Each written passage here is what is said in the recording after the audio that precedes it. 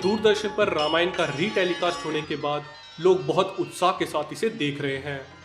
रामायण पर ढेरों मीम्स भी बन रहे हैं। बहुत से लोगों को रामायण के बारे में बहुत कुछ पहले से पता है, लेकिन बहुत से लोग ऐसे भी हैं जो रामायण में दिखाए गए दृश्य को देखकर सोच में पड़ जाते हैं। ऐसा ही एक दृश्य है जब रावण कभी भी अशोक वाटिका में पहुंचता है और माँ सीता से बात करने का प्रयास करता है तो सीता माँ अपने हाथों में एक घास के तिनके को उठा लेती है।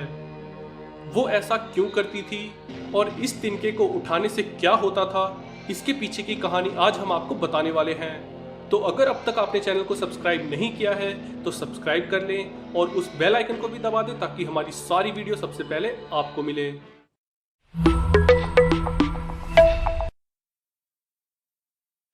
ये बात तब की है जब श्री राम जी का विवाह माँ सीता जी के साथ हुआ।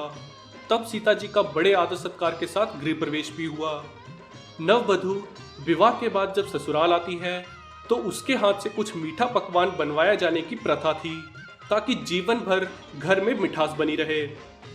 इसीलिए माँ सीता जी ने उस दिन अपने हाथों से घर पर खीर बनाई और समस्त परिवार, राजा दशरथ एवं तीनों रानियों सहित चारों भाइयों और ऋषि संत भी भोजन पर आमंत्रित थे। माँ सीता ने सभी को खीर परोसना शुरू किया और भोजन शुरू होने ही वाला था कि जोर से एक हवा का झोंका आया। सभी ने अपनी अपनी पतले संभाली। सीता जी बड़े गौर से सबको देख रही थी। ठीक उसी समय राजा दशरथ जी की खीर पर एक छोटा सा घास का तिनका गिर गया, जिसे माँ सीता जी ने देख लिया। लेकिन अब खीर में हाथ कैसे डालें, ये प्रश्न आ गया। तब माँ सीता जी ने दूर से ही उस तिनके को घूर कर देखा, जिससे वो तिनका जलकर राख की एक छोटी सी बिंदु बनकर रह गया। तब सीता जी ने मन में सोचा, अच्छा हुआ किसी ने नहीं देखा। लेकिन राजा दशरथ माँ सीता जी के इस चमत्कार को देख रहे थे।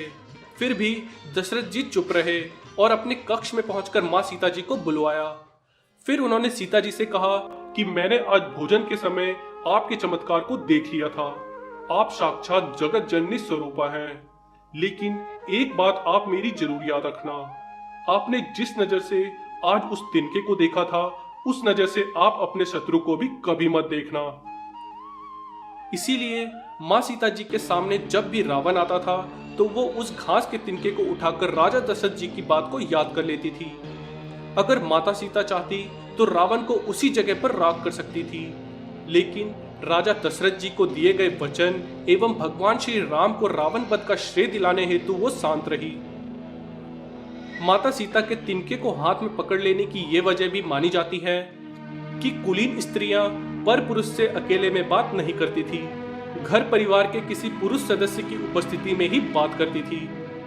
क्योंकि माँ सीता जमीन से प्राप्त हुई थी, अतः जमीन से ही उगने वाले तिनके को भाई समान या भाई का प्रतीक मानकर वे रावण से बात करती थी। तो ये था माता सीता का तिनका हाथ में लेकर रावण से बात करने का रहस्य। दोस्तों, आप इस बारे में क्या जानते हैं, कमेंट में जरूर बताएं।